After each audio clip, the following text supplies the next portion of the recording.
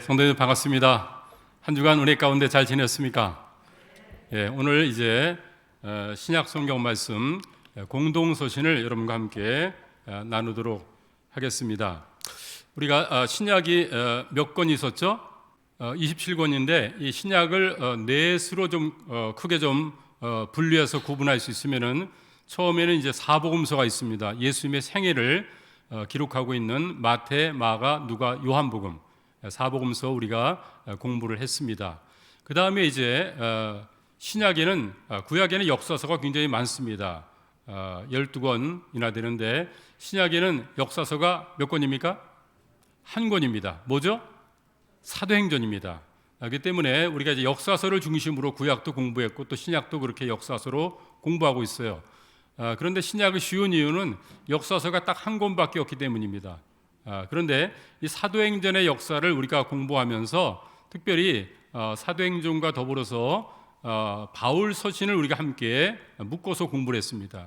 왜냐하면 이제 사도행전 13장부터 28장까지를 우리가 보면은 사도 바울이 이제 1차, 2차, 3차 또 이제 로마 가는 선교행 또 그 다음에 풀려서 또 선교행을 하면서 이제 서신을 쓰거든요. 편지를 쓰는데 무려 13권이나 바울이 편지를 씁니다.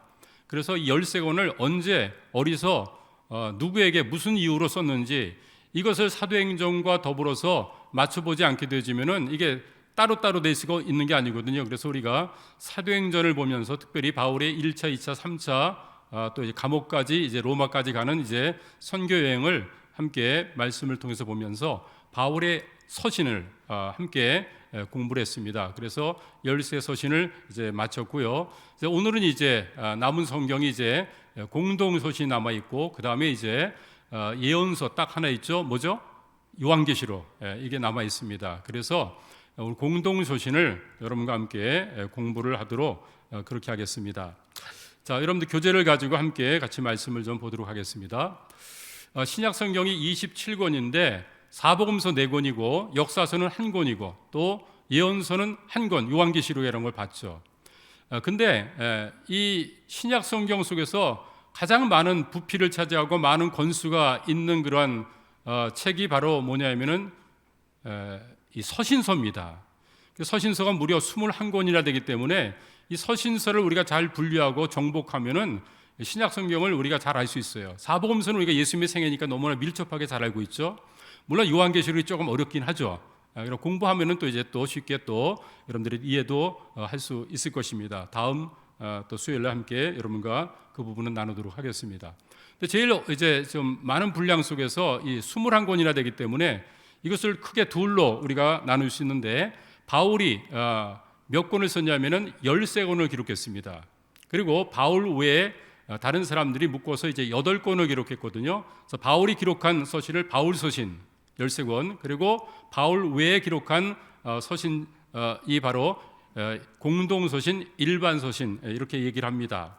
근데 바울이 13권을 썼기 때문에 이게 또 좀 나누게 되어지면은 1차 선교여행, 또 2차 선교여행, 3차 선교여행을 하면서 1차 선교여행을 이제 교회를 개척하기 위해서 이제 세운 거죠. 2차 선교여행부터 이제 개척된 교회에 이제 편지를 보내는 것입니다. 그래서 2차 선교여행 때 3권을 기록했습니다. 뭘 기록합니까? 갈라디아서를 기록하고요. 그리고 데살로니가 전후서를 기록합니다. 그 3권을 2차 선교여행 때 고린도에서 기록한 것을 봤습니다. 자, 그 다음에 또 3차 선교여행 때 이제 에베소에서 3년 동안 목회하면서 있을 때 고린도 교회에 문제가 있었죠. 그래서 고린도 전서를 기록을 해서 보냅니다. 근데 문제가 또 해결이 잘 안 되죠. 그래서 디도를 통해 가지고 눈물의 편지를 보내고 그가 이제 또 에베소에서 소동이 있어가지고 마게도냐 아마 빌립보로 가지 않았을까 생각합니다. 거기서 디도를 만납니다. 그래서 이 고린도 교회 성도들이 변화됐다는 얘기를 듣고 어떻게 됩니까? 편지를 쓴 것이 이제 고린도 후서입니다. 그리고 또 이제 고린도로 와가지고 거기서 이제 3개월 체류하면서 쓴 이 서신이 로마서인 것을 봅니다. 그래서 2차 선교행에 3권을 기록합니다. 그리고 3차 선교행에 3권을 기록합니다. 그 다음에 이제 예루살렘에 가서 거기서 이제 붙잡히게 되고 그리고 이제 로마 황제 앞에서 내가 재판받겠다. 그래서 로마 시민권자를 가지고 있기 때문에 바울이 그래서 로마로 여행을 갑니다. 이것은 뭐 그냥 어떻게 가는 여행이냐면은 죄수로 이제 잡혀가는 그런 여행이죠. 그래서 로마에 도착해서 거기서 2년 동안 가택 연금 상태에 감옥에 갇혀 있으면서 옥중서신을 기록합니다. 옥중서신이 몇 권입니까? 4권입니다. 한번 읽어보죠. 시작. 에베소서, 빌립보서, 골로새서, 빌레몬서. 이게 로마 감옥에 썼구나 이렇게 보면 되겠습니다. 그 다음에 로마 감옥에서 풀려납니다. 그런데 이제 로마 감옥에 있을 동안에 이제 사도 바울의 오른팔 왼팔 되어지는 그러니까 이제 믿음의 아들들 이들에게 이제 목회를 맡깁니다. 그래서 에베소에서 이제 바울이 목회를 했죠. 그 바울을 이어서 디모데가 이제 에베소 교회를 맡아 다ним하는데 연수한 가운데 있으니까 그를 돕기 위해서 이제 목회 서신을 기록합니다. 그것이 디모데 전서고 또 디도는 글에 대해서 이제 또 선목회를 하죠. 그랬을 때 거기서 또 목회를 잘할 수 있도록 디도서를 기록합니다. 그 다음에 다시 또 붙잡혀 가지고 로마 이제 지하 감옥에 갇히죠. 그랬을 때 거기서 최후의 서신 바로 디모데 후서를 기록합니다. 그래서 바울의 10세 서신을 우리가 3번에 걸쳐 가지고 사도행전을 보면서 지난번에 살펴봤습니다. 그러면은 나머지 이제 21권의 그 서신서 가운데 13권 바울의 서신을 우리가 끝냈으니까 몇 권이 남습니까? 8권이 남습니다. 바울 이외에 쓴 사람이 그 8권의 성경을 기록했는데 이것을 이제 좀 구분해 보게 되지면은 첫 번째는 따라하십시오. 히브리서. 근데 히브리서는 이제 누가 썼는지를 정확하게 알 수 없는 그 성경 신약 성경 27권은 모두 이제 그 누가 썼는지가 다 정확하게 알 수가 있어요. 그런데 이 히브리서만큼은 누가 썼는지를 정확하게 알지 못하는 저자 미상인 그런 책입니다. 그리고 야고보서와 유다서가 있습니다. 근데 야고보서와 유다서는 누가 기록했냐면은 예수님의 혈육의 동생이 기록을 했습니다. 그리고 베드로 전후서 또 요한 1, 2, 3서는 사도 베드로와 사도 요한에 의해서 이 5권의 성경이 기록이 됩니다. 그래서 이 공동서신은 8권인데 이렇게 분류가 되는구나. 여러분들이 정말 이해를 하면은 도움이 되겠습니다. 그리고 여러분에게 누누이 좀 살펴드렸던 이 도표 있죠. 신약 100년의 역사와 신약 성경 27권 다이아그램. 굉장히 이게 유용하고 또 도움이 되는 그런 도표입니다. 우리가 이제 예수님의 생애 중심으로 해가지고 사복음서를 살펴봤고요. 사도행전을 통해서는 우리가 이제 바울의 서신을 살펴봤습니다. 그리고 1차, 2차, 3차 성경을 통해 가지고 이제 기록한 것이 다르기 때문에 구체적으로 살펴봤습니다. 그런데 이 공동 서신은 언제 기록했냐, 그리고 누구한테 기록했냐, 뭐 이런 것들을 뭐 자세하게 아는 것도 중요하겠지만 그것보다도 이게 AD 70년 이전에 기록한 공동 서신은 뭐고 AD 70년 이후에 기록된 공동 서신은 뭔가, 이걸 여러분들이 좀 나눠서 알면 되겠어요. 자, AD 70년 이후, 다시 말해서 이제 AD 70년에서 100년까지는 사도 요한의 사역이라고 그랬죠. 그래서 AD 70년 이후부터 100년까지는요 신약 성경 가운데 누구만 이제 마지막으로 성경을 기록하냐면 사도 요한이 5권의 성경을 기록합니다. 요한복음을 기록하고요, 요한 1서, 2서, 3서를 기록하고 그리고 요한 계시록을 기록을 합니다. 그래서 이제 다음 시간에 살펴보도록 하겠습니다. 그러면은 이제 공동 서신 가운데 요한 1서, 2서, 3서가 이제 공동 서신에 포함되거든요. 그런데 그것이 이제 AD 한 90년경에 기록됐기 때문에 AD 70년 이전에 기록된 것, 그 공동 서신을 여러분과 함께 5권을 오늘 살펴보도록 하겠습니다. 첫 번째 이제 한 장 넘기셔서 히브리서부터 함께 보도록 하겠습니다. 여러분 신약 성경을 읽을 때 뭐 그렇게 어렵지가 않죠. 구약에 비해서 잘 이해할 수 있어요. 그런데 특별히 신약 성경 가운데 조금 딱딱하고 좀 이해가 잘 안 되는 성경책이 3권 있다고 합니다. 뭘까요? 요한계시록이 좀 이해가 잘 안 되고 어렵죠. 그 다음에 히브리서가 좀 어렵다는 얘기를 합니다. 히브리서는 구약의 그 역사를 배경을 알지 못하면은 이해하기가 좀 어렵습니다. 구약과 연관돼 가지고 쓰여진 그런 내용들이 많기 때문이죠. 또 하나 어렵다 하면 이제 로마서가 좀 딱딱하고 어렵다. 그래서 요 세 곳만 잘 정복하면은 신약 성경은 무난하게 우리가 다 이해하면서 친근하게 우리가 이 말씀을 내 것으로 삼을 수가 있겠다 생각이 듭니다. 자, 히브리서 뭐 어렵지가 않습니다. 오늘 공부하면은 이런 책이구나 알게 될 것입니다. 먼저 히브리서는 누가 썼는지 누가 썼다고 그랬어요? 저자 미상이라고 했어요. 알지 못합니다. 썼던 사람은 뭐 바울이 썼다고 그러고 어떤 사람은 또 아볼로 또 바나바가 썼다고 그러고 막 얘기가 많은데 그 추측하는 설이지 100% 성경에서 누가 썼다고 고증하고 있지는 않습니다. 증거하고 있지는 않습니다. 그렇지만 힌트가 하나 있습니다. 힌트가 하나 있는데 디모데와 연관 있는 사람이 이 히브리서를 썼다는 것은 이 본문 말씀 속에 나와 있기 때문에 그렇습니다. 그래서 이 히브리서는 디모데와 연관 있는 사람이 있었어요. 한번 히브리서 13장 23절을 읽어보겠습니다. 시작.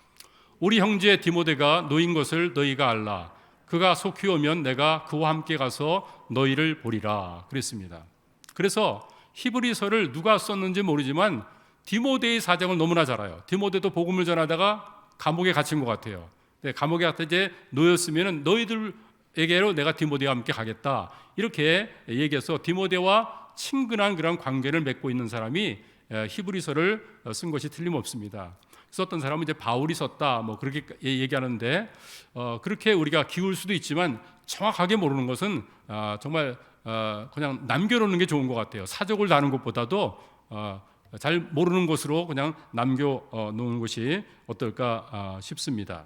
자, 그럼 이제 중요한 것이 있는데 히브리서를 언제 썼습니까? 히브리서가 언제 쓰여졌는지 이게 오늘 히브리서를 풀어가는 열쇠가 된다. 저는 그렇게 생각을 합니다. 히브리서는 AD 70년 이전에 기록됐다는 것입니다. 제가 지금 AD 70년을 잠깐 강조했죠. 그럼 AD 70년에는 어떤 일이 있었습니까? AD 70년에는 이제 우리가 신구약 중간사도 함께 배우면서 다뤘던 것이죠. 로마가 이제 이스라엘을 이제 식민지로 다스리고 있을 바로 그때 예수님이 태어나시고 사도들이 복음을 전하고 그랬죠. 그러다가 이제 이스라엘 사람들 가운데 이제 독립 운동을 하는 그런 사람들이 로마와 더불어 전쟁을 합니다. 그래서 유대 혁명을 일으키거든요. 그래서 AD 66년부터 이제 전쟁을 하는데, 그리고 이제 예루살렘 성을 다 이제 둘러싸고, 그리고 거기서 이제 AD 70년에 예루살렘 성이 멸망을 당합니다. 돌 하나도 돌 위에 남지 않고 다 무너지라고 그랬죠. 헤롯 대왕이 이제 리모델링했던 그 이제 수르바벨이 짓고 리모델링했던 그 성전이 AD 70년에 완전히 무너집니다. 자, 그럼 70년에 무너지기 전까지는 성전에서 무슨 일을 했어요? 성전 예배를 드리고 성전 제사를 드렸죠. 그러니까 피 흘리는 제사를 계속해서 AD 70년까지는 했다는 것입니다. 근데 성전이 파괴되고 이제 또 로마에 의해 가지고 다 유대인들이 흩어졌거든요. 그 다음에는 성전에서 예배를 드릴 수가 있었을까 없었을까요? 없었죠, 당연히요. 예. 그러니까 성전 예배는 AD 70년 이전까지만 드릴 수 있었다라는 것을 여러분들이 꼭 염두에 두셔야만 되겠습니다. 근데 히브리서는 언제 기록됐냐면은 AD 70년 이전에, 다시 말해서 성전에서 피 흘림의 그 짐승을 잡아서 드리는 예배가 행해졌을 때, 그때 이제 히브리서가 기록된 것을 볼 수가 있습니다. 자, 그래서 여러분들이 도표를 보면은 예수님께서 AD 30년에 십자가 달려 돌아가십니다. 그리고 부활 승천하시죠. 그다음에 성령께서 오시고 이제는 사도행전의 역사가 계속 기록되는 것을 봅니다. 그러다가 이제 AD 70년에 어떤 일이 있습니까? 예루살렘 성전이 타이터스 장군, 로마의 그 티토 장군에 의해서 이제 파괴가 됩니다. 그리고 이제 이스라엘 백성들은 이제 전 세계로 유랑 민족이 돼서 이제 흩어지는 것을 봅니다. 그러니까 물론 이제 구약 시대 때부터 해가지고 계속해서 예루살렘 성전에서, 그 전에는 이제 또 모세가 세운 성막에서 그들이 하나님 앞에 나와서 제사를 드렸죠. 레위기 말씀 보게 되지면은 번제, 소제, 그리고 화목제, 속건제, 속죄제, 그리고 또 이제 속죄일 또 그때도 이제 또 피의 제사를 드리고, 그들은 늘 하나님께 제사를 드렸습니다. 짐승을 잡아가지고. 이것이 예수님 당시에도 있었고요. 그리고 AD 70년까지 계속해서 성전 제사가 이루어지고 있었다, 그 말인 것입니다. 이걸 여러분들이 염두에 뒀으면 좋겠어요. 자, 그러면 이제 세 번째, 히브리서는 누구에게 쓴 것이고 왜 쓴 것인지 이게 궁금하죠. 누구에게 썼냐면은 우리가 이제 히브리서를 쓴 목적을 알아야 됩니다. 성경을 보면은 다 목적이 있죠. 쓴 목적이 있어요. 그 사도 바울이 이제 그 편지를 13 서신을 썼는데 그건 다 목적이 뭐냐면 교회를 세우기 위한 목적을 가지고 썼어요. 교회에 문제가 있으니까 교회를 세우기 위한 목적을 썼는데, 자, 이제 히브리서부터 이제 이 공동서신에도 쓴 목적이 분명히 있습니다. 이 목적을 알고 성경을 읽어야 됩니다. 자, 그러면은 왜 히브리서를 썼냐면은 히브리라는 말이 뭐예요? 유대인들이죠. 그렇죠? 유대인들이 히브리 언어를 쓰고 그들을 히브리인이라고 그러죠. 유대인들. 그래서 그들을 대상으로 썼습니다. 근데 히브리인 중에서, 유대인 중에서 어떤 유대인? 예수 그리스도를 영접해 구원받은 유대인들이죠.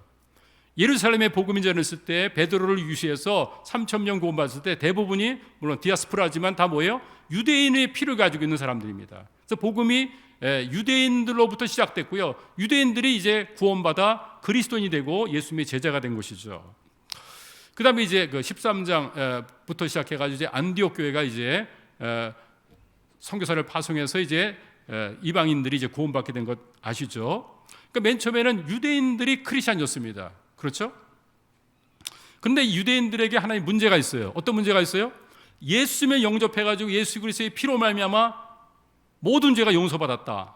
그래서 이제 예수의 피를 통해서 다 구원받았습니다. 그런데 성전이 있고 그리고 율법이 있고 그들은 뭐에 계속해서 지금까지 전통적으로 성전에서 피의 제사를 드리는 거예요. 그러면은 짐승의 피의 제사를 계속 드리는데 이 피의 제사를 왜 드리는 거예요? 속죄일에 1년에 한 번씩 피의 제사를 드리는 것은 1년 동안 지은 죄를 이제 다 용서받기 위한 것이죠. 그러다 또 1년이 또 지나가면서 또 죄를 지면은 속죄일날 또 1년의 그 죄가 용서받고 그랬다는 것입니다. 근데 이것을 다 완성시키고 다 이루기 위해서 단번에 예수님께서 십자가에서 피 흘려 돌아가신 거거든요.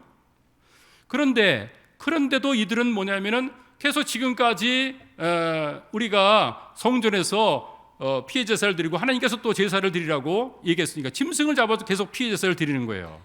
그러니까 예수님께서 다 십자가의 피로 다 끝내버렸는데 이들은 아니다. 그래도 율법에서는 피의 제사를 드리라 그러니까 계속 드려야 된다. 유대인들은 지금 이런 딜레마가 있었어요. 그러니까 아니다. 예수의 피로 끝나는 것이고 이제는 제사 드릴 필요가 없다. 그러면은 성전에서 우리 뭐 하는 건가? 하나님께 예배 드리고 또 피를 가지고 나오라 그러는데 그럼 구약 성경 우리가 그럼 다 무효로 만드는 건가? 이런 그런 생각을 우리가 할 수가 있겠죠. 이것 때문에 이제 문제가 있었고 그래서 이제 구원받았지만은 예수님 피로 구원받았지만은 계속해서 피의 제사를 성전에서 드리는 그런 유대인들이 있었다는 얘기죠. 그래서 그들을 향해서 너희들이 드리는 구약이 이것은 그런 그림자고 이제는 실제 예수님이 오셨기 때문에 예수님이 모든 걸 완성했기 때문에 구약의 모든 피의 제사들 이런 것들을 우리가 더 이상 드리면 안 된다. 그것을 통해서 우리가 죄 용서 받는 게 아니라 예수 그리스도의 피를 통해서 우리가 죄 용서 받는다. 이걸 지금 얘기하는 것입니다. 구약은 그림자고 예수님은 실체다. 예. 여러분들 이제 누가 아빠가 이제 여행을 갈 때 어떻게 합니까? 가족들 못 보니까 이제 가족 사진을 이제 가지고 갑니다. 그래가지고 그걸 보는 것입니다. 그러면서 가족들 이렇게 보면서 있어요. 그런데 여행을 갔다 오게 되지면은 지금 아내가 있고 그리고 아이들이 딱 이제 반기고 있는데 뭐냐면은 그들을 보지 않고 여행 사실 보면서 여보, 아이고 그래요 또 아이들아 이렇게 보면 이게 말이 돼요? 안 되죠. 그것은 실체가 있기 전까지는 그림자가 유효한 것이고 그것이 또 이제 그에게 또 이제 예표가 되고 계속해서 존속될 수 있는 그런 것이어요. 근데 실체가 딱 오게 되지면은 그림자는 끝나야 되는 것이죠. 사진은 이제 그만 보고 실체를 봐야 되는데 이들은 계속해서 사진을 계속 보고 있는 그런 입장이다. 이렇게 보면은 되겠습니다. 그래서 지금 히브리서 말씀의 거의 그 내용들을 보면은 이런 내용인 것입니다. 자 보세요. 예수님의 피가 다 끝내버리고 다 완성했는데 왜 너희들은 계속해서 이제 희생의 짐승의 피를 가지고 제사를 드리냐 이 얘기를 하고 있죠. 좀 길지만 한번 히브리서 9장 12절부터 14절까지 읽어보겠습니다. 시작.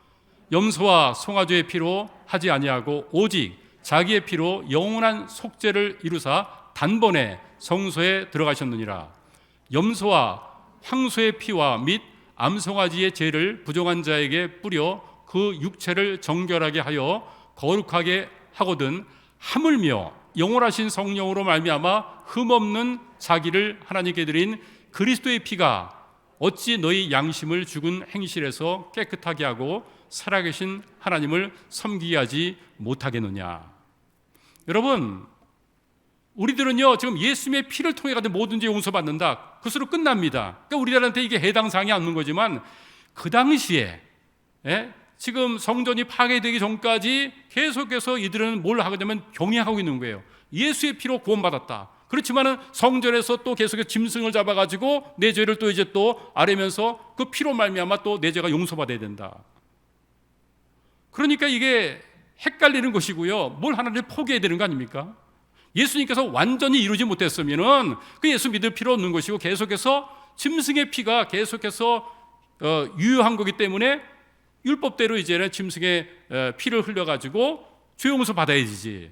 그런데 지금 그 황소와 그리고 염소와 그리고 이제 이런 그 양과 이런 짐승의 피를 가지고 우리의 그 죄가 용서받았다면은 하물며 하나님의 아들이 흘린 피로 말미암아 우리 죄가 용서받았으니 이게 정말 이 모든 죄에서 예수의 피가 단번에 우리 죄를 해결하는 것, 이걸 너희들이 왜 받아들이지 못하느냐. 지금 이 얘기를 지금 강조해서 하고 있습니다. 그러니까 히브리서를 보면은 왜 이런 얘기를 했는지가 이해가 되는 것이죠.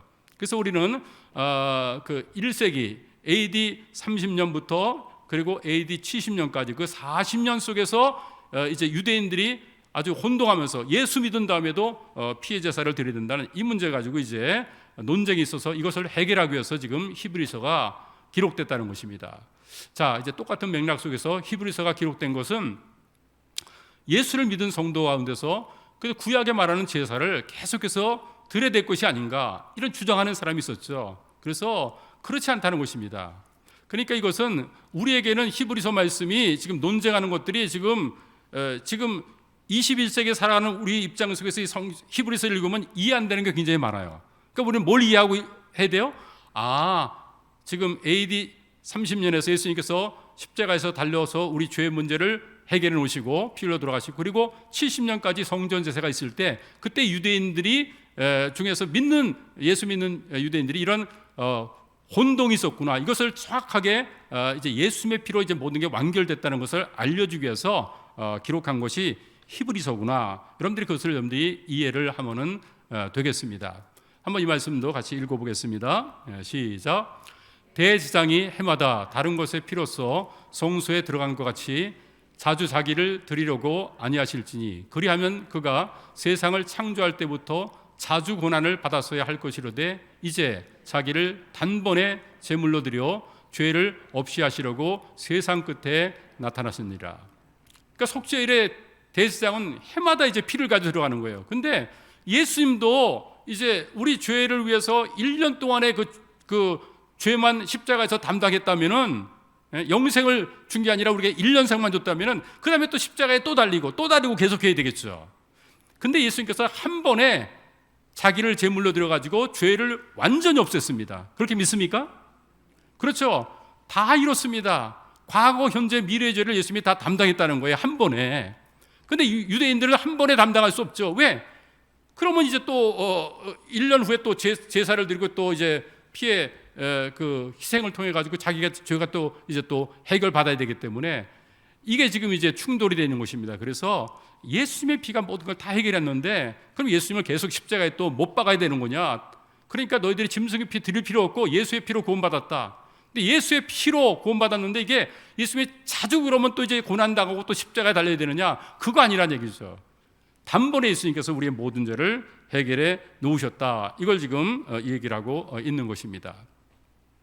자, 그래서요,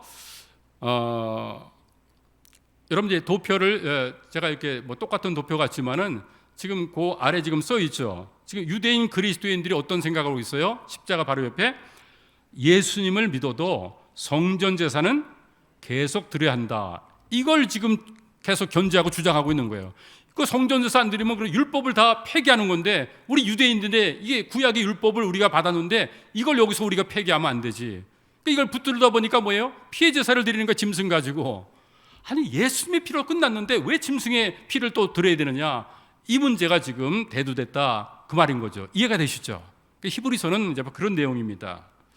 자, 그러면서 그렇기 때문에 이 히브리서 말씀을 우리가 읽어보면 4번요, 예수님에 대해서 아주 정확하게 예수님이 누군지에 대해서 어느 서신서보다 아주 강하게 얘기를 하고 있습니다. 자, 예수님이 어떤 분이냐면은 구약에는 선지자들을 통해서 하나님께서 말씀했지만 최후 마지막으로 이제 말씀하신 분이 누구냐? 하나님께서 아들 예수님을 통해 가지고 우리에게 최종적인 계시가 끝났다는 것입니다. 그러니까 지금까지 과정 속에서 선지자도 보내고 구약에 여러 사람들을 보냈지만 이제는 마지막 우리 죄 문제를 해결하고 모든 것을 다 해결하기 위해서 예수님을 보냈고 예수님을 통해 모든 게 끝났다. 지금 그 얘기를 하고 있습니다. 그래서 1장 말씀을 한번 읽어보겠습니다. 1장 1절 2절이 이렇게 얘기하고 있습니다. 히브리서 1장 1절 2절 시작. 옛적의 선지자들을 통해 여러 부분과 여러 모양으로 우리 조상에서 말씀하신 하나님이 이 모든 날 마지막에는 누구를 통해서? 아들을 통해서 우리에게 말씀하셨다. 그리고 아들을 만유의 산속자로 세우고 또 아들을 통해서 모든 세계가 지어졌다. 그래서 예수님이 창조주시고 그리고 예수님을 통해서 이제는 최후적인 계시, 그러니까 구약에서 계속 하나님께 선지자를 보냈는데 이제 마지막으로 보낸 것이 이제 아들 예수님을 통해서 이제는 모든 것을 완결시켰다. 그래서 구약은 점진적인 그런 계시고요, 이 계시가 바로 예수님을 통해서 완성된 것입니다. 그렇게 성경을 여러분들이 믿고 해석해야 되는 것이죠. 그런데 유대인들은 예수님에서 완성되지 않고 점진적인 계속 이것이 이어진다고 얘기를 하니까 예수님께서 하신 일이 굉장히 이게 아주 약화되고 이게 무시되는 거가 되어버리죠. 그렇게 하면 안 된다 얘기를 지금 하고 있는 것입니다. 두 번째, 예수님이 어떤 분이신가? 3절 말씀을 한번 같이 읽겠습니다. 시작. 이는 하나님의 광채, 영광의 광채시요 그 본체의 형상이시라. 이는이 누구예요? 예수님이. 아들을 통해서 계시지 않습니까? 그 아들이 하나님의 영광의 광채고 그리고 그 하나님의 본체의 형상이다 하면서 예수님의 하나님이심을 얘기합니다. 8절 말씀은 더 확실하게 얘기하고 있죠. 한번 읽겠습니다. 시작. 아들에 관하여는 하나님이여 그랬습니다. 그래서 아들에 대해서, 하나님의 아들에 대해서 얘기하면서 아들이 누구냐? 그분이 하나님이다 라는 것을 얘기하고 있습니다. 뿐만 아니라 이제 히브리서 4장 15절 말씀 보게 되지면은 예수님께서는 이제 구약의 제사장이 아니라 정말 이제는 마지막 최후의 대제사장으로서 우리 죄를 다 담당하시고 중보하시는 분으로서 이 땅에 오셨다는 얘기죠. 근데 그분이 이제 인간의 몸을 입고 오셨는데 우리와 다른 것이 하나 있다고 그랬습니다. 뭐가 다릅니까? 우리는 죄가 있지만 예수님은 죄가 없으신 분이다. 이것을 이제 히브리서에서 얘기를 하고 있습니다. 히브리서는요, 여러분들이 읽게 되어지면은 모든 걸 비교합니다. 구약의 모든 걸 비교합니다. 누구와? 예수님과. 구약의 모든 것을 다 놓고 그리고 예수님과 비교하면서 이것보다 예수님이 우월하시고 월등하고 뛰어난 분이다. 이거를 지금 얘기하고 있습니다. 그렇지 얘기하지 않으면은 구약에 있는 것이 월등하다면은 예수님이 다 이뤘다 할지라도 구약이 또 월등하니까 뛰어나니까 계속 구약의 것을 계속해서 행하겠죠. 그럴 수가 없다는 것입니다. 이건 그림자고 이것보다 월등한 분이 주님이시고 예수님을 통해서 이게 최후 계시가 다 이루어졌다. 구원도 완성됐다. 이 얘기를 지금 하고 있는 거예요. 그래서 히브리서 말씀을 읽으면 예수님이 얼마나 높임을 받는지 모릅니다. 그래서 예수님의 우월함에 대해서 얘기를 하고 있습니다. 예수님은 선지자보다 뛰어나고 천사보다 뛰어나고 모세보다 뛰어나고 여호수아보다 뛰어나고 어떤 대제사장보다 뛰어난 분이다. 이걸 지금 얘기하고 있어요. 그래서 1장부터 이제 쭉 여러분들 읽게 되어지면은 계속 비교를 합니다.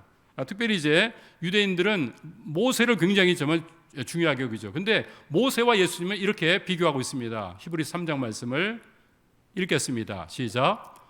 또한 모세는 장래에 말할 것을 증언하기 위하여 하나님의 온 집에 종으로서 신실하였고 그리스도는 하나님의 집을 맡은 아들로서 그와 함께 하셨으니 우리가 소망의 확신과 자랑을 끝까지 굳게 잡고 있으면 우리는 그의 집이라. 그러니까 유대인들은 그냥 모세를 붙잡고 살았어요. 근데 모세가 누구냐? 예수님과 비교해 보면은 이거 아무것도 아니라 이게 종이다. 하나님의 종으로서 집에서 이렇게 섬긴 것이고, 예수님은 뭐야? 하나님의 집에서 아들로서 이제 그 일들을 행한 것이다. 그러니까 종과 아들이 어떻게 비교가 되겠는가? 그러니까 모세가 주어진 그런 율법과 이것 가지고 하는데, 그것 보지 말고 이제는 모세보다 더 월등하고 뛰어나신 하나님의 아들 예수님을 통해서 어떤 일이 일어났는가, 이걸 붙잡고 너희들이 삶을 살아야 될 것이 아니냐, 이걸 지금 강조해서 이 얘기를 하고 있는 것이죠. 그리고 예수님이 또 어떤 분이신가? 예수님께서 이제 히브리서를 읽게 되어지면은 사람들과도 비교합니다. 근데 보면은 이제 특별히 이제 그 제사, 어떤 제사를 드렸는가, 이런 제사를 드리고 또 제사를 드리는 제사장들, 이런 것들을 쭉 얘기하면서 구약의 어떤 제사보다도 월등하게 뛰어난 그런 이제 희생의 제사를 십자가에서 단번에 이루신 분이 바로 주님이시다, 이걸 좀 얘기하고 있습니다. 그래서 구약에 계속해서 드리는 제사, 피해 제사, 이걸 계속 붙들고 있는데, 그것과는 정말 비교할 수 없는 완벽한, 정말 단번에 십자가에 달려 돌아가심으로 모든 죄의 문제를 해결해 놨다는 것이죠.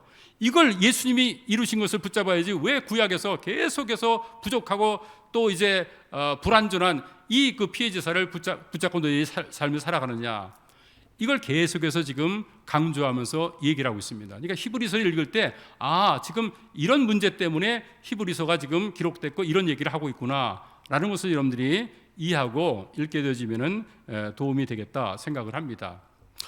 그래서 한번 보겠습니다. 이 말씀 읽겠습니다. 시작. 제사장마다 매일 서서 섬기는 자주 같은 제사를 드리되, 이 제사는 언제나 죄를 없이 하지 못하거니와 오직 그리스도는 죄를 위하여 한 영원한 제사를 드리시고 하나님 우편에 앉으사 그 후에 자기 원수들을 자기 발등상이 되게 하실 때까지 기다리시나니, 그는 거룩하게 된 자들을 한 번의 제사로 영원히 온전하게 하셨느니라. 아멘.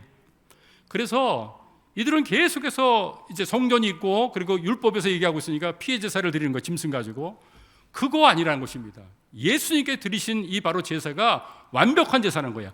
한 번에 모든 죄를 다 영원히 다 속했기 때문에 더 이제 짐승의 피라든지 이런 걸 요구하고 이것 가지고 하나님께 나와서 죄 용서받기 위해서 제사 드릴 필요가 있다 없다? 없다는 것이죠. 예수님께서 이제 모든 걸 다 이루놨다 라는 것을 지금 얘기하는 것입니다. 그런데 유대인들은 이걸 계속 붙잡아요.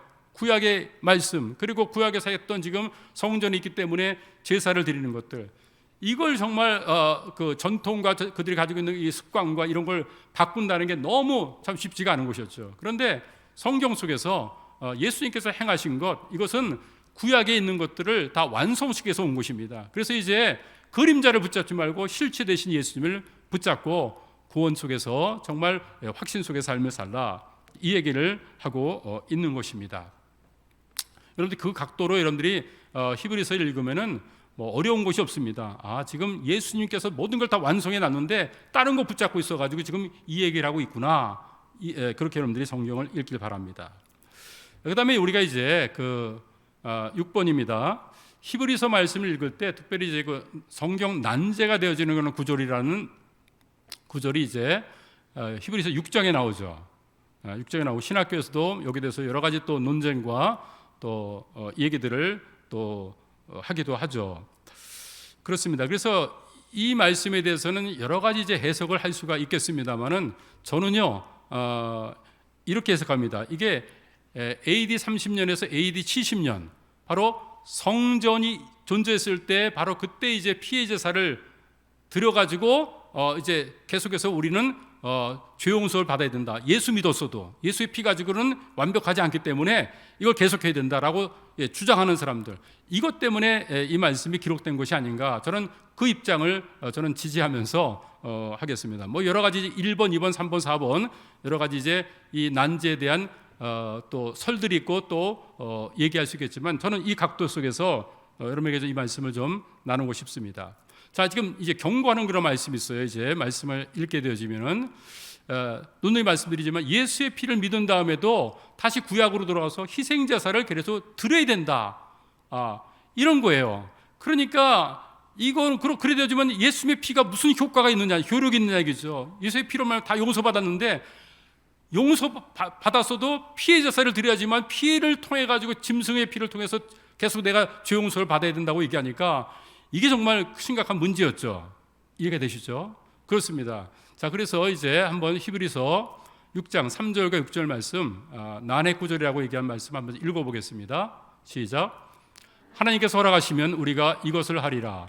한번 빛을 받고 하늘의 은사를 맛보고 성령에 참여한 바 되고 하나님의 선한 말씀과 내세의 능력을 맛보고도 타락한 자들은 다시 새롭게 하여 회개케 할 수 없나니 이는 그들이 하나님의 아들을 다시 십자가에 못 박아 드러내놓고 욕되게 함이라.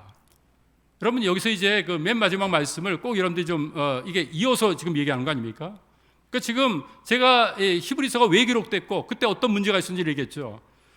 유대인 중에서 그리스도인 돼서 예수의 피로 말미암아 뭐든지 용서받았어요. 근데 그런 줄 알았는데 희생제사가 계속 드려야 되니까 이건 뭐냐? 예수의 피가 통해서 다 용서받는 게 아니라 희생제사를 계속 드린다는 얘기죠. 자, 그렇게 한 사람, 그 한 번 이제 그 빛을 받고 하늘의 은사를 받고 예수님이 정말 내 죄를 용서했다고 해결해 놨다고 믿었어요. 그런데 뭘 하고 있어요? 그들은요, 삶 속에서는요, 예수의 피를 통해서 내 모든 죄가 해결됐다, 그걸 주장하는 게 아니라 희생제사를 성전에서 우리는 계속 드리고 그 짐승의 피로 죄의 용서함을 받아야 된다, 이 얘기를 하는 것이죠. 그러면 어떻게 되는 거예요? 하나님의 아들을 다시 십자가에 못 박아놓고 하나님의 아들을 욕되게 만드는 것이죠, 이게요. 아니, 예수님이 다 만들어놨는 구원의 문제와 이 십자가에서 피 흘려 들어가셔서 이 죄의 문제를 해결해 놨는데 짐승의 피를 통해서 계속해서 이게 해결받아야 된다고 주장하니까 그런 사람들은, 정말 그렇게 주장하는 사람들은 이제는 정말 회개에 돌이켜가지고 타락한 사람은 새롭게 하고 회개할 수도 없다, 이렇게 강력하게 얘기하고 있는 것이다. 저는 그렇게 이 말씀을 해석을 하고 받아들입니다. 그러면 이게 뭐 난해 구조도 아니고 성경 문맥 속에서 그 당시에 이제 유대인 그리스도인들 잘못된 성전 그 피해 제사를 통해서 예수님의 그 피 가지고는 안 돼 가지고 이걸 계속 주장하는 사람들, 이게 서로 상충하니까 이들을 향해서 이런 경고의 메시지를 할 수밖에 없죠. 예수님을 다 통해서 다 끝났는데 끝나지 않았다고 주장하는 거니까 예수님을 다시 십자가에 못 박는 것이 되고, 그리고 예수님을 드러내놓고 정말 모욕하는 그런 행동이 되는 것이죠. 그 다음에 이제 또 이제 히브리서 10장 말씀 속에서도 또 그런 말씀이 또 있는 것을 보게 됩니다. 동일한 그런 말씀인데, 그러니까 한번 이 말씀도 한번 읽어보도록 하겠습니다. 히브리서 10장 26절부터 29절까지 말씀 같이 읽겠습니다. 시작. 우리가 진리를 아는 지식을 받은 후 짐짓 죄를 범한즉 다시 속지 않은 제사가 없고 오직 무서운 마음으로 심판을 기다리는 것과 대적하는 자를 태울 맹렬한 불만 있으리라.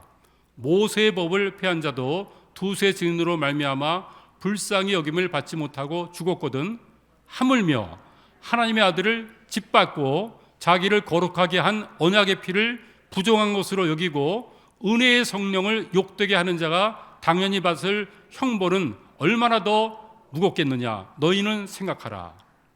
여러분, 제가 지금 말씀드린 대로 그 유대인 그리스도인 중에서 예수 그리스도의 피로 용서받았는 줄 알았는데 그게 아니라 성전 제사 짐승의 피를 통해 가지고 우리는 계속해서 용서받아야 된다. 그러니까 예수님의 십자가에서 피 흘린 것은 거부하고 짐승의 피가 마지막으로 효력이 있다는 것을 붙잡고 있는 자들이죠. 이런 자들이 하나님 앞에 받아야 될 그런 형벌이 얼마나 큰 것인가. 너희들은 기억하라는 것이죠. 그래서 지금 이 히브리서 전체 속에서 얘기하고 있는 것은 바로 그것입니다. 1세기 바로 성전이 파괴되기 전까지 AD 70년까지 그들은 성전 예배를 드리고 피의 희생을 통해 가지고 죄가 용서받아야 된다, 이 일을 계속하는 자들 아니라는 것을 얘기하기 위해서 히브리서는 기록됐다. 이 한마디로 여러분들이 정말 좀 생각하면서 히브리서를 단순하게 읽게 되어지면은 뭐 좀 이해 안 되는 그런 구절도 저는 그냥 풀리더라고요. 그러면서 성경이 성경대로 해석되니까 정말 이해가 쉽습니다. 그러니까 성경을 읽을 때 지금 우리 입장 속에서 성경을 읽으면 안 되고요. 첫 번째는 뭐예요? 역사적으로 그때로 돌아가가지고 그때 성령께서 그들 첫 번째 독자들한테 무슨 얘기를 하고 싶어 했는지 그것을 우리 성경을 통해서 봐야 됩니다. 그래서 거기서 이게 석이라 그럽니다. 그걸 우리들이 올바로 하는 것이고, 그 다음에는 적용을 할 때는 이런 것을 통해서 우리가 어떻게 그럼 나는 현 시대 속에서 어떠한 것을 가지고 살아야 되는가, 그것은 우리가 이제 적용 속에서는 이제 또 달리할 수 있지만 성경을 해석할 때는 성경에서 말씀하고 있는 그 역사적인 또 이제 그 첫 번째 독자들에게 성령께서 무슨 말씀을 하기 원해서 이 말씀을 기록됐는가, 이걸 여러분들이 이제 캐치하는 것이 굉장히 중요하다 이렇게 생각이 듭니다. 자, 그래서 이제 히브리서를 끝냈습니다. 이제 계속해서 오늘 이제 공동서신을 또 더 봐야 되기 때문에 그럼 이제 야고보서 말씀을 보도록 하겠습니다. 5페이지로 가서요. 야고보서는 성경 중에서 신약의 그 잠언서다 이렇게 생각할 정도로 아주 짧게 문장이 되어 있고요. 그리고 아주 이해하기 쉽게 우리 실생활에 적용하기 쉽게 되어 있습니다. 그래서 야고보서는 정말 누구나 읽어도 도움이 될 수 있는 그런 내용의 책인 것을 봅니다. 그러면 이제 먼저 야고보가 누구냐, 이걸 우리들이 좀 알았으면 좋겠습니다. 왜냐하면 신약 성경에 야고보라는 이름을 가진 사람이 여럿 나오거든요. 특별히 이제 예수님의 그 12제자 가운데 야고보가 있습니다. 물론 2명이 있는데 뭐 특별히 이제 알려진 사람은 세베대의 아들 요한의 형이었던 야고보, 그러니까 사도 야고보죠. 사도 야고보가 이 야고보서를 기록한 것인가? 아니라는 것입니다. 왜냐하면은 사도 야고보는 사도행전 12장 1절 2절을 보면은 그때 이제 12사도 가운데 제일 먼저 순교의 죽음을 당하기 때문입니다. 한번 읽죠. 시작. 그때 헤롯 왕이 손을 들어 교회 중에서 몇 사람을 해하려 하여 요한의 형제 야고보를 칼로 죽이니. 그렇죠. 그러니까 죽은 사람이 어떻게 그 야고보서를 쓸 수가 없겠죠. 그러니까 사도 야고보는 아니구나, 일찍 죽었구나 이렇게 알면 되겠어요. 그러면은 여기 이제 야고보서는 누가 썼는가? 예수님의 혈육의 동생 6명 이상이 이제 혈육의 동생, 우리 이제 요셉과 마리아 통해서 난 이제 아들 딸이 있거든요. 그 가운데 야고보가 있습니다. 혈육의 동생 야고보가 예수님을 이제 형으로만 하는 것이 아니라 바로 하나님의 아들이시고 나의 구주라는 것을 그가 알게 되죠. 맨 처음엔 그도 불신자였고 받아들이지 않았어요. 자기 형님이 이상하다 하면서 안 받아들였는데 뭘 통해서 이제 예수님을 하나님의 아들로 받아들입니까? 부활하심을 보니까. 십자가 죽을 때까지고 저렇게 처참하게 죽었구나, 끝날 줄 알았어요. 근데 부활하신 걸 보면서 예수님은 우리 형님이 아니고 인간이 아니라 바로 하나님의 아들이시구나, 그렇게 이제 받아들이게 된 거죠. 그래서 그때 구원받고 이제 하나님을 아름답게 섬깁니다. 그리고 야고보는 예루살렘 교회를 맨 처음에는 이제 베드로가 이제 3,000명 구원하면서 어떤 역할을 하지만은 나중에 이게 모든 게 세팅된 다음에는 예루살렘 교회 단임 목회를 하고 있던 사람이 누구냐면 바로 예수님의 혈육의 동생 야고보서를 쓴 야고보가 이 일을 감당한 것을 보게 됩니다. 자, 그래서 이제 고린도서 15장은 부활장이죠. 그래서 바로 야고보, 이 야고보는 그 사도 야고보가 아니라 예수님의 혈육의 동생 야고보에게 보였고 또 사도 바울에게도 또 보였다, 이 얘기를 하고 있습니다. 그 다음에 사도행전 15장 말씀 보게 되지면은 이제 그 은혜로 구원받느냐 율법으로 구원받느냐, 행위냐 믿음이냐, 이것 가지고 이제 논쟁이 있었죠. 갈라디아 교회 이제 복음 전하다가, 그래서 이제 이 문제를 가지고 예루살렘 교회에서 이제 회의를 합니다. 회의를 할 때 회의를 주관한 사람이 누구냐면 바로 이제 야고보인 것을 봅니다. 야고보에서 쓴 사람이고 예수님의 혈육의 동생 야고보가 이제 이 회의를 진행한 것을 봐서 예루살렘 교회 단임 목회자가 바로 야고보이다, 이렇게 봅니다. 그 다음에 또 사도행전 21장 말씀 보면 이제 사도 바울이 1차, 2차, 3차 선교행을 다 끝납니다. 그러면서 특별히 이제 예루살렘 교회 어려운 그런 이제 그 성도들을 위해서 이방 교회에 가서 계속해서 이제 그 구제 헌금, 사랑의 헌금을 하도록 그렇게 합니다. 그래서 고린도후서 이제 8장 9장 말씀에 보면은 거기 이제 헌금에 대한 얘기들이 많이 나오지 않습니까? 이런 것들이 다 뭐냐면 예루살렘 교회 이제 성도들을 돕기 위해서 그렇게 또 이제 한 것입니다. 그래서 그 거액의 헌금을 가지고 이제 어디로 오냐면 3차 선교행 끝난 다음에 예루살렘으로 옵니다. 그래서 거기서 누구를 만납니까? 예루살렘에 이르니 형제들이 우리를 기꺼이 영접하거늘. 그 이튿날 바울이 우리와 함께 누구를 만나러 들어갔습니까? 야고보를 만났죠. 이 바로 야고보가 야고보서를 쓴 예수님의 혈육의 동생이다라는 것을 여러분들이 이해하면 되겠습니다. 자, 그러면 이제 그 야고보가 지금 야고보서를 썼는데 왜 썼느냐 얘기죠. 쓴 이유가 있습니다. 여러분, 예루살렘 교회 하면 우리 이미지가 뭐예요? 사도행전 속에서 예루살렘 교회 하면은 정말 그들이 서로 사랑하고 복음 전하고 뜨겁게 정말 주님을 섬겼던 이것이 보이죠. 처음엔 그들이 어떻게 했어요? 성도들이 자기 재산을 다 사도들 발 앞에 내놓고 사랑의 공동체를 이루며 살았습니다. 말씀 보게 되지만 믿는 무리가 한 마음과 한 뜻이 돼서 물건을 통용하고 자기 재물을 제 것이라고 얘기하는 사람이 없었어요. 그래서 유무상통하면서 정말 사랑의 아름다운 교제를 나누면서 서로 함께했던 이런 공동체를 이뤘습니다. 그런데 이게 한 20년, 30년 지난 다음에 어떻게 됐는가? 야고보서를 쓰게 될 바로 그 시점에서는 어떤 일이 벌어지냐면은 교회에서 가난한 사람이 들어오고 부자가 들어올 때 이게 차별 대우를 받는 이런 일이 있었습니다. 그래서 이걸 지적하면서 너희들이 이러면 안 된다. 우리가 처음에는 정말 유무상통하면서 가난한 사람들 위해서 부자들이 물질을 나누면서 서로 하나가 되고 없인 여기지 않았는데 이런 일들이 되어지면 되겠는가? 그러니까 20년, 30년 후에 이 예루살렘 교회가 좀 변질되고 좀 영적으로 좀 문제가 생겼던 것을 봅니다. 그래서 야고보서 2장에서 이 얘기를 하는 것이죠. 너희들이 지금 예배를 드리러 회당에 왔는데 부자가 들어오고 그리고 또 이제 가난한 사람이 들어올 때 차별하면 되겠는가? 그러면 안 된다. 이런 얘기를 하는 것을 봅니다. 그래서 야고보서가 기록된 것은 본래 너희들이 정말 예수님을 섬기면서 사랑의 공동체가 되면서 그렇게 아름답게 주님을 섬겼던 그 신앙에서 자꾸만 이제 이탈되는 거예요. 그러니까 이게 20년, 30년 후에 일어난 그런 사건이거든요. 실질적으로 예루살렘 교회 속에서. 그래서 이 문제로 고민하면서 지금 이제 야고보가 쓴 거죠. 그러니까 예수 믿었으면은 믿는 사람다운 그런 행실이 나타나야 되는데 그게 초대교회 때 사도행전 2장에서 나타났잖아요. 근데 이게 이제는 변질되는 것입니다. 변화된 삶을 살았는데 변질된 삶을 사는 거예요. 그래서 이러면 안 된다는 것을 경고하고 크리스찬다운 삶, 믿는 사람다운 행실을 가지고 살아야 된다. 이걸 이제 기록하고 있는 책이 야고보서다. 이렇게 보면은 되겠습니다. 이 야고보서 9번 말씀 보게 되지면은 특별히 야고보서 3장 말씀 보면은 아주 우리의 삶 속에서 제일 변화되어야 될 것들, 우리의 행실 속에서 많이 바뀌어져야 될 것, 그것을 얘기하는데 언어 생활을 지금 다루면서 얘기하는 것을 봅니다.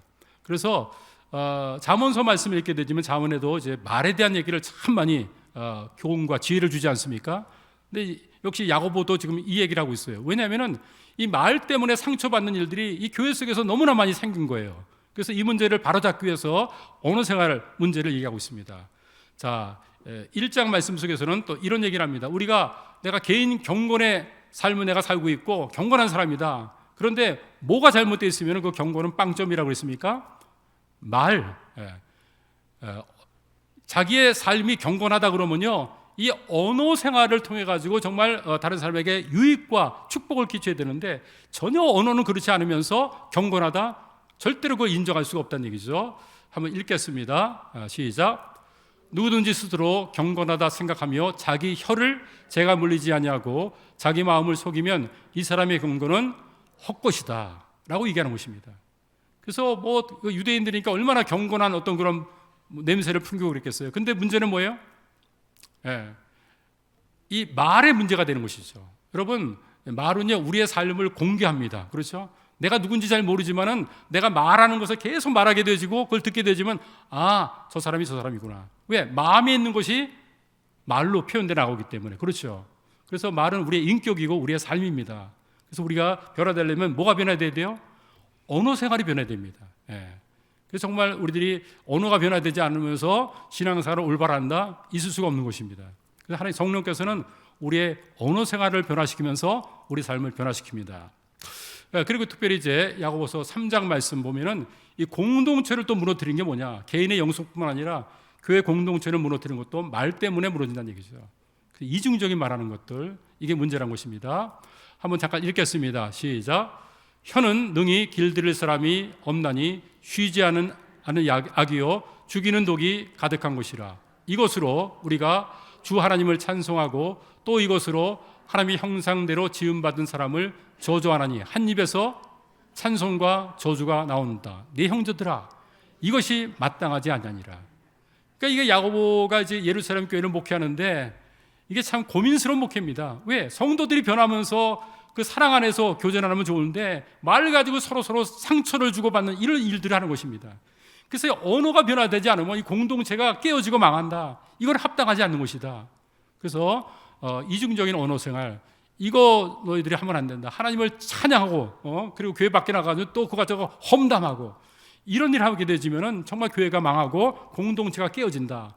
이 얘기를 지금 하고 있는 것을 봅니다. 그러니까 이 사도행전 2장에 나왔던 그 예루살렘 교회의 모습과 그리고 예루살렘 교회를 담임하고 있던 이제 그 야고보서 3장에서 얘기한 것과는 굉장히 많은 그런 차이가 있죠.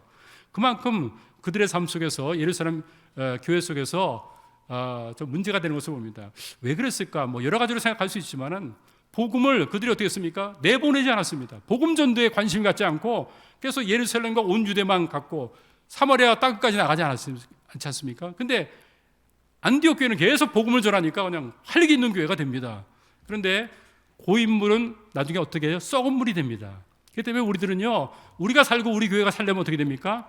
밖으로 계속 복음을 전해야 되고요. 이뤄진 영혼에 관심을 가져야 돼요. 그러지 않고 함께 모여서 사랑의 교제만 나누고 예배만 드리게 되지만요, 나중에 잘못하면 이제 고인물이 됩니다. 예배 드리는 거 중요한 것이죠. 교제 너무 중요한 것이죠. 그런데 이뤄진 영혼에 관심 갖지 않고 하나님의 사명을 이루는 일에는 관심 없고 우리끼리만 그냥 편하게 모인다.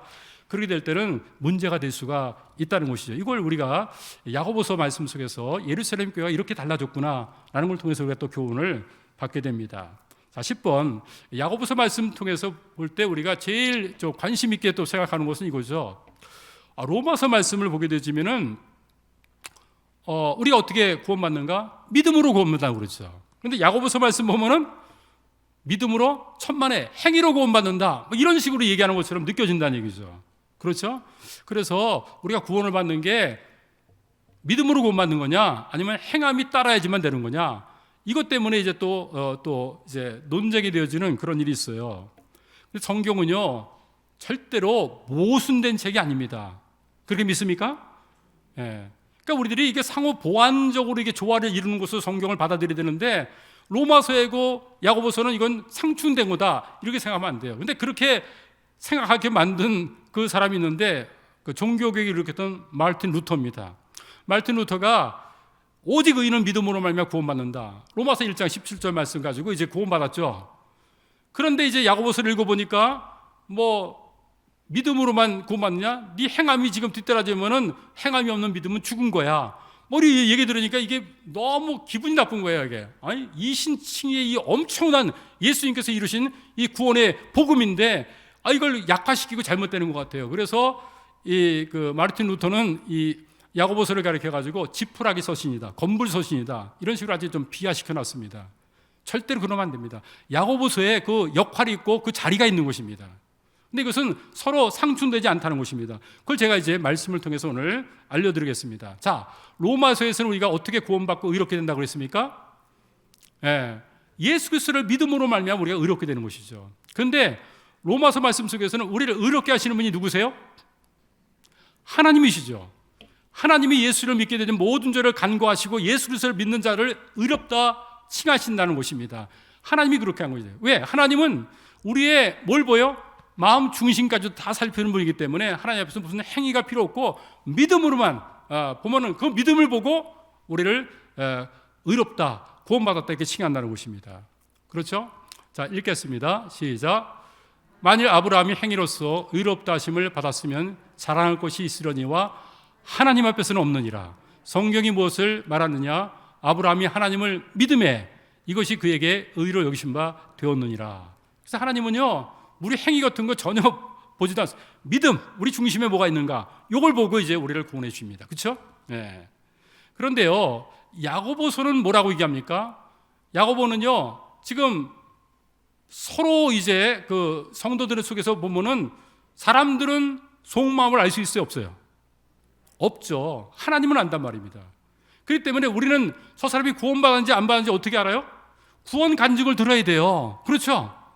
그리고 삶이 어떻게 되는지 정말 하나님을 높이면서 정말 정말 울컥하는 마음으로 주님을 뜨겁게 사랑하고 이런 모습이 나타나고 하는 거 보면 저 사람 구원받은 거가 구원받았나 보다. 구원받은 거야. 이렇게 인정할 수 있어요. 근데 아무 얘기 다르고 가만히 있어요. 그런데 저 사람 구원받았다 안 받았다 알 수 있어요 없어요?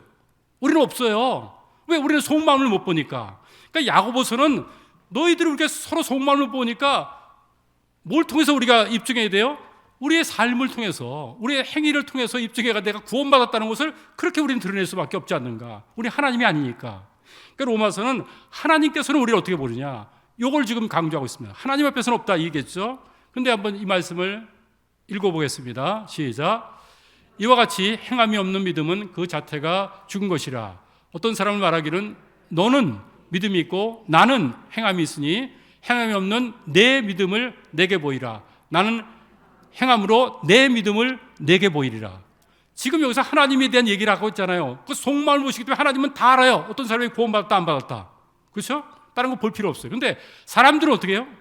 속마음을 못 보니까 내게 보여달라는 거예요. 네가 구원받았으면은 구원받았다는 증거들을 간증도 하고 또 삶 속에서 이렇게 변화된 모습을 보여야지만 내가 구원받았다고 간주할 것이 아니냐, 이 얘기를 하는 것입니다.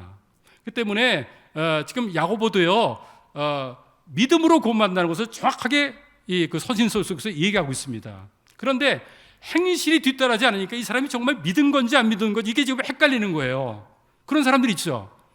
예수 믿었다고 얘기를 하는데 그 인정하고 싶은데 전혀 아닌 거야. 보면 너무 정말 속되고 아주 타락하고 잘못된 삶을 살면서도 예수 믿었다고 그러면 우리 어떻게 돼요? 저 사람 예수 믿은 걸까? 이런 생각이 들잖아요. 또 입술은 또 얘기를 해요.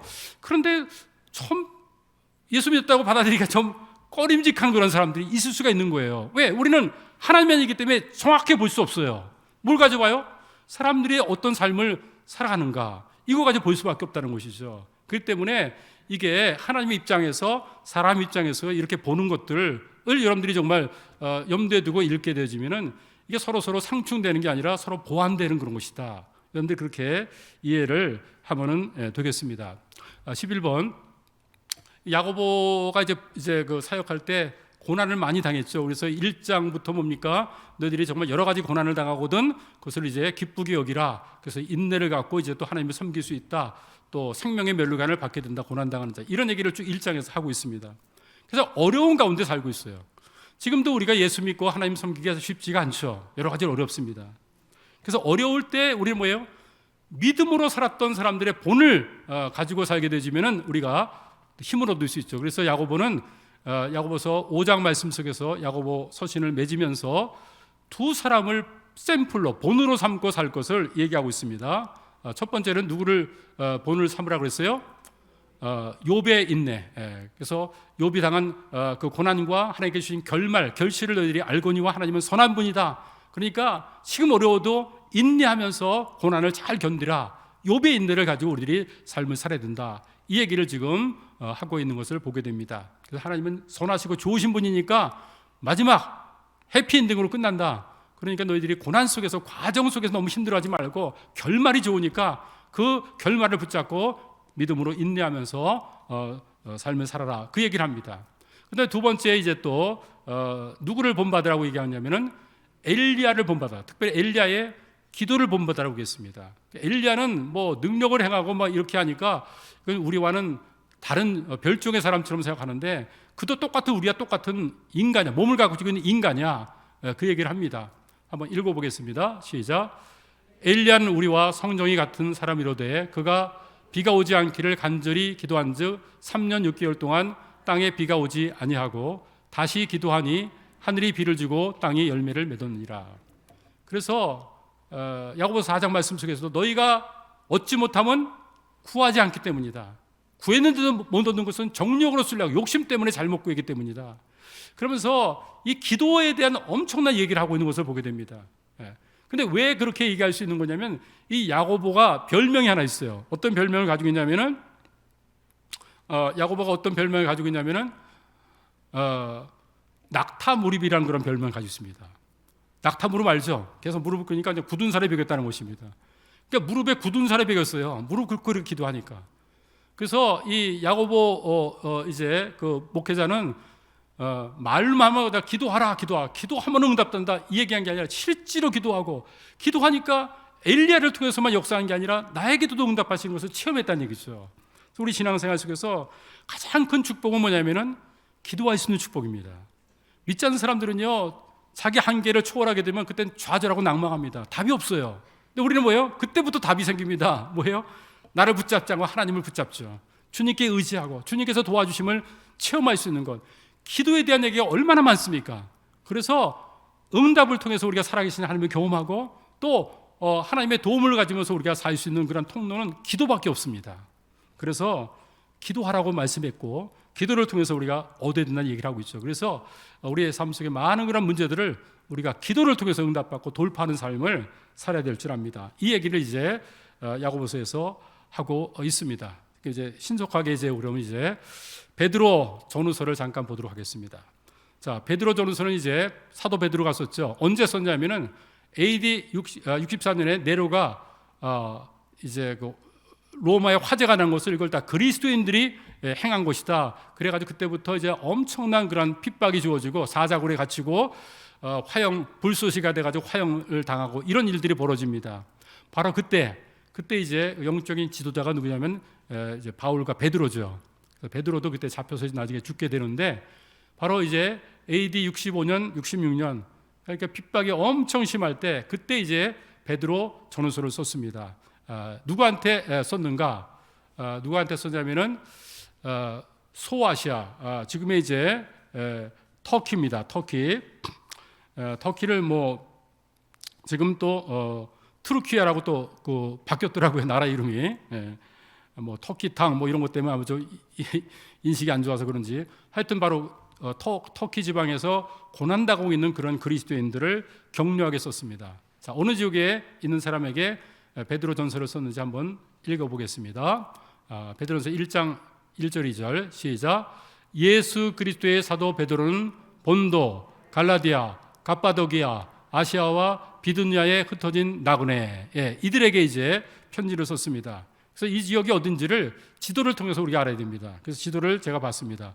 자, 여러분 보게 되시면은 그 블랙 그 시대가 지금 흑해 있죠. 흑해 지금 문제가 있는 흑해 러시아하고 지금 우크라이나 싸움. 자, 거기 아래 보면 본도가 있죠. 보입니까?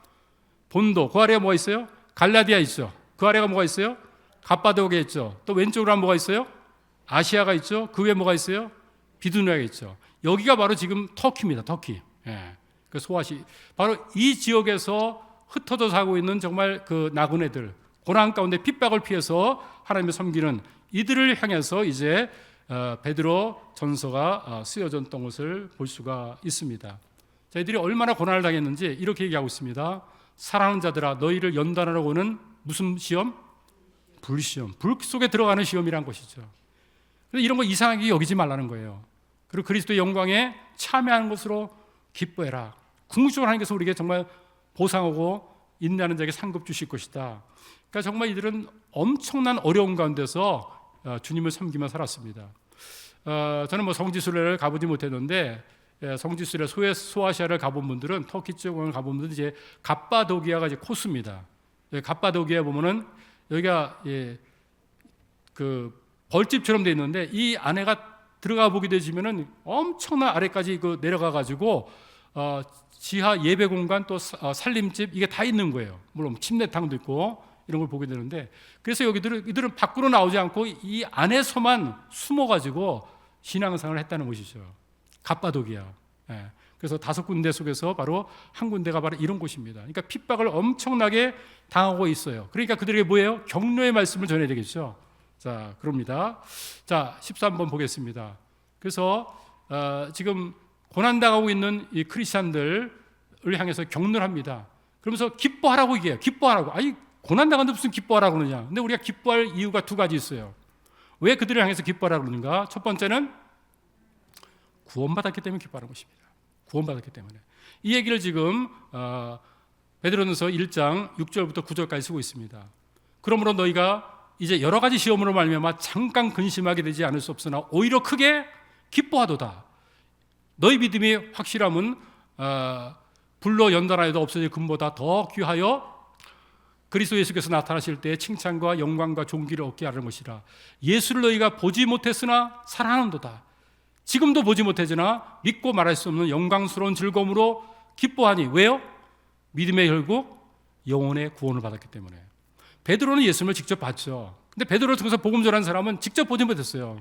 그러니까 그들이 직접 보지 못한 거나 우리가 직접 보지 못한 똑같은 거죠.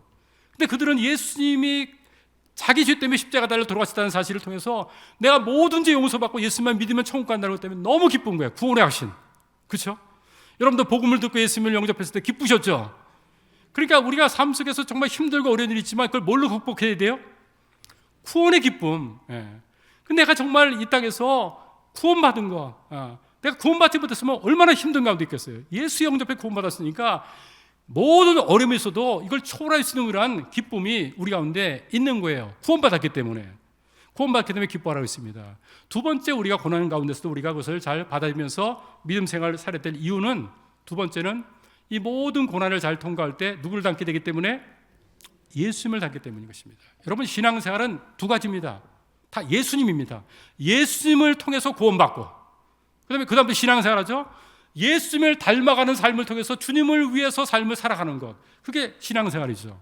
그러니까 신앙생활은 복잡한 게 아니라 모든 사람들은요, 예수를 믿어야지만 구원받습니다. 그 구원받았으면 이제는 예수님을 닮아가면서 주님께서 원하시는 삶을 살아드리는 거죠. 그러면서 우리의 삶을 마치는 것입니다. 그러니까 단순하게 보면 예수를 믿고 예수님을 위해서 삶을 사는 것, 이게 우리의 삶인 것입니다. 이게 가장 복된 삶이라는 얘기죠. 그래서 이제 베드로전서 2장 말씀 속에서 우리가 부당하게 고난받아도 슬픔을 참으면 아름답지만 매를 맞고 참으면 무슨 칭찬이 있겠는가. 그러니까 선을 행하고 고난받으면 이게 하나님 앞에 아름답다. 그러면서 뭐래? 이것을 위해서 너희가 부르심을 받았다 그러고 있습니다. 여러분, 우리가 이 땅에 삶을 살 때 예수님께서 고난을 받으셨죠. 그리고 우리한테 자취를 남기면서 뒤따라오도록 발자국을 남겨주셨죠. 예수님을 따라가는 게 우리 신앙생활 아닙니까? 이것을 위해서 우리가 부름받은 것입니다. 그러므로 우리가 고난이 면제되는 걸 원치 않고 말고요, 예수님을 따라가는 삶을 원하며 살기 바랍니다. 어떤 삶이 주어진지 간에 예수님을 따라가는 삶에서 여러분들이 이탈되는 것, 그건 정말 잘못하고 불행이죠. 지금 우리가 똑같은 현실 속에 살지만 우리가 아프가니스탄이나 또 우크라이나에서 크리스찬으로 산다면 얼마나 어렵겠어요. 지금도. 그렇죠? 북한도 마찬가지고요. 거기서도 그들은 정말 예수님을 위해서 그 고난의 자취를 따라가면서 믿음의 삶을 살지 않습니까? 우리들도 이 땅에서 동일하게 정말 주님께서 원하는 삶을 살아드리는 겁니다. 아멘? 근데 우리는 거꾸로 안일해가지고 나태해가지고 잘못되게 삶을 살 수도 있는 거예요. 그러니까 어떤 우리 환경이 있든지 간에 우리에게 주어진 환경 속에서 이를 위해서 부름을 받았구나, 예수님의 그 뒤를 따라가는 삶을 통해서 정말 예수님의 본받는 삶을 살고 주님을 닮는 삶을 살기 위해서 우리가 부름받았기 때문에 우리들은 매일매일 삶 속에서 예수님을 닮아가는 삶을, 예수님을 배우고 예수님을 따라가는 삶을 살아야 됩니다. 1년 속에서 우리들이 지난 날들을 돌이켜보게 되지만 두 가지를 생각해야 돼요. 나를 통해서 예수 만난 사람이 있었고 나는 예수 믿기 위해서 얼마나 노력했는가, 그거 한번 생각해야 돼요. 한 해를 살아갈 때마다. 또 나는 1년 동안에 예수님을 얼만큼 닮아가고 나의 삶 속에 변한 예수님을 닮아간 모습이 있는가, 이걸 봐야 됩니다. 이게 신앙생활입니다. 그래서 구원받고 예수님을 위해 사는 것, 바로 이게 초대교회도 마찬가지고 우리들도 똑같은 마찬가지다 생각을 합니다. 자, 이제 한 페이지 넘겨서 9페이지입니다.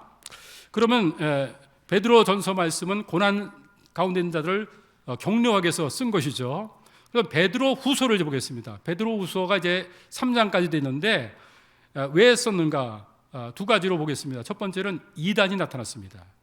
그래서 이단을 경고하고 경계하기 위해서 썼습니다. 그래서 베드로후서 2장은 이단에 대한 거짓 가르침을 받는 자들에게 미혹되지 말 것을 집중적으로 이야기를 하고 있습니다. 베드로후서 2장 1절 말씀에 이렇게 하고 있죠. 그다음에 두 번째, 왜 베드로후서를 썼는가? 3장 말씀 속에서는 재림에 대한 잘못된 생각을 가지고 있는 시각을 바꾸기 위해서 쓴 것을 보게 됩니다. 그래서 무슨 예수님이 오고 그리고 뭐 재림 때 일이 있다, 이건 무슨 말이냐? 전혀 그런 일이 없을 것이라고 얘기하는 그런 사람들에게 쓴 것입니다. 좀 길지만 먼저 이것을 알지니 말세에 조롱하는 자들이 와가지고 뭐라고 그래요?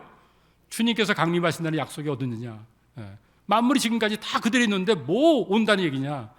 근데 그것은 옛날에 노아 때 홍수로 물이 심판된 것, 그것을 불로 잊으라는 것이다. 그때는 물로 심판받았지만 맨 마지막에는 불로 심판받기 위해서 이 모든 것이 보존되고 지금 간수되고 있다라고 얘기하면서 예수님께서 재림하셔서 불로 심판할 것을 말씀하고 있는 것이죠. 그래서 재림에 대한 얘기를 하고 있고, 그리고 변화산에서 예수님께서 변화된 모습을 베드로가 봤죠. 그렇죠?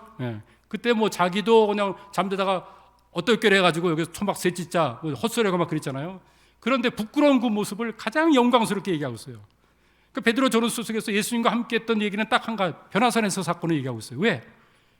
예수님께서 재림할 때 변화된 모습으로 올 그 모습을 미리 본 거기 때문에 그렇습니다. 그래서 이 베드로가 자기의 약점과 실수에도 불구하고 이것의 영광스러운 것을 우리가 봤다. 그리고 우리는 예수님께서 재림하실 것을 또 친히 이제 주님으로부터 듣고 배운 사람들이다, 이 얘기를 하고 있는 것을 보게 됩니다. 자, 그럼 마지막 이제 요한계시록 바로 앞에 있는 한 장으로 이루어진 유다서를 보도록 하겠습니다. 유다서는 누가 썼어요? 예수님의 혈육의 동생이 쓴 겁니다. 그러니까 야고보의 동생이죠, 그렇죠? 야고보서를 쓴 동생이 쓴 겁니다. 그러니까 예수님의 혈육의 동생이 2권 쓰고 베드로, 전후서, 요한 1, 2, 3서, 예수님의 제자 사도 2사람이 또 이제 공동 소신을 쓴 걸 봅니다. 자, 이걸 왜 썼는가? 믿음으로 굳게 설 것을 이제 쓰려고 그러는데, 근데 이제 문제가 생겼어요. 이때 뭐가 들어왔냐면 교회에 이단이 들었다는 거예요. 거짓 가리킴이. 그러니까 그때나 지금이나 이 거짓 가르침, 이것이 정말 문제인 것을 볼 수가 있죠. 우리나라에 정말 이단이 엄청 많이 정말 활개에 치고 있다는 거 아닙니까? 우리나라처럼 이단이 활개에 치고 있는 나라가 세상에 없어요, 정말요. 옛날에는 뭐가 있습니까? 전도관, 그리고 또 여호와의 증인, 통일교 이런 것이었죠. 지금은 이단의 3종 세트가 있어요. 뭡니까? 이만희가 얘기하고 있는 신천지, 그리고 또 뭐예요? 안사랑, 죽은 안사랑을 또 믿고 장길자를 이제 여자 하나님을 믿고 있는 하나님의 교회, 엄청난 이단입니다. 그리고 또 이제 구원파, 이게 3대 이단이죠. 근데 우리나라에서는 종교의 자유가 있기 때문에 법으로 금할 수가 없는 거예요. 그래서 지금 유튜브, 인터넷 모든 매체를 통해 가지고 이제 그들이 잘못된 것을 이제 포기하고 있거든요. 정말 분별하면서 이게 성경이 기록할 2000년 전뿐만 아니라 지금도 이단들이 엄청나게 지금 활개를 치고 있거든요. 그 말씀에 굳게 여러분들이 알아가지고 정말 하나님의 말씀에 굳게 서서 또 이단을 분별하고 또 이단 가운데 빠진 자들도 우리가 건져낼 수 있는 그런 삶을 살아야 될 것이 아닌가 생각을 합니다. 그래서 유다서 말씀이 뭐냐면은 그 이단 가운데 있는 그런 자들을 조심하라라는 것을 이 얘기를 하고 있습니다. 그리고 이단들은 어떻게 삽니까? 이단들은 방탕하고, 그리고 예수 그리스도를 아주 부인하고 또 왜곡되게 하면서 예수님이 이것을 이뤘지만은 그러나 궁극적으로 이룰 것은 교주다 하면서 그것을 딱 이제 전면에 얘기하는 거죠. 다 비스무리하면서 하는 것입니다. 이단이 뭐예요? 끝이 다른 것입니다. 처음에는 비슷하게 하지만 끝이 다른 게 이단이죠. 그 때문에 정말 현혹되면 안 됩니다. 그 신천지 비유풀이 그까지는 나는 안 넘어간다는데 혹하게 넘어가는 사람들이 장로 넘어가고 목사도 넘어가고 다 넘어간다는 거예요. 그러니까 좀 성경에 대한 올바른 해석과 진리에 올바로 서 있지 못하면은 엉뚱한 곳에 그렇게 넘어가는 이런 것을 보면서 이 한국 교회가 얼마나 그것 때문에 피해를 당하고 있습니까? 그래서 이단에 대한 얘기를 지금 여기서 강조하고 얘기하고 있는 것을 보게 됩니다. 자, 오늘 이제 메시지를 마치도록 하겠습니다. 신약 성경 말씀, 우리가 지금 공동서신을 봤습니다. 공동서신 히브리서, 야고보서, 그리고 베드로전후서, 그다음에 이제 유다서를 봤습니다. 다음에는 이제 AD 한 90년 전후에 맨 마지막에 하나님께서 신학을 마감하면서 사도 요한을 통해서 기록한, 우리 요한복음을 이미 공부했으니까 요한 1, 2, 3서와 요한계시록 말씀을 함께 나누면서 신약 전반적인 모든 부분들을 이제 공부를 마치는 시간을 갖도록 하겠습니다. 함께 해주셔서 고맙고요. 다음 주에는 나오셔서 또 하나님 말씀을 통해서 정말 우리 말씀의 진리로 새기면서 또 하나님의 말씀 안에서 흔들림 없이 주님을 섬겨나갈 수 있는 한 분 한 분이 주시기를 바랍니다. 기도하겠습니다. 하나님께서 성경 말씀을 허락하시고 또 예수님을 허락하셔서 우리를 구원해 주신 것 감사합니다. 하나님 말씀의 진리를 우리가 올바로 알 수 있도록 이 시간을 통해서 신약 성경 말씀 세미나를 갖게 하시고 하나님 말씀을 우리가 올바로 해석하고 받아들일 수 있도록 또 은혜를 베푸심을 감사합니다.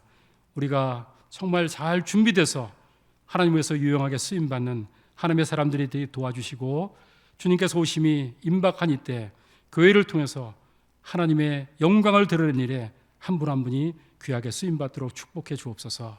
감사합니다. 우리를 구원해 주신 예수님의 이름으로 감사하며 기도했습니다. 아멘.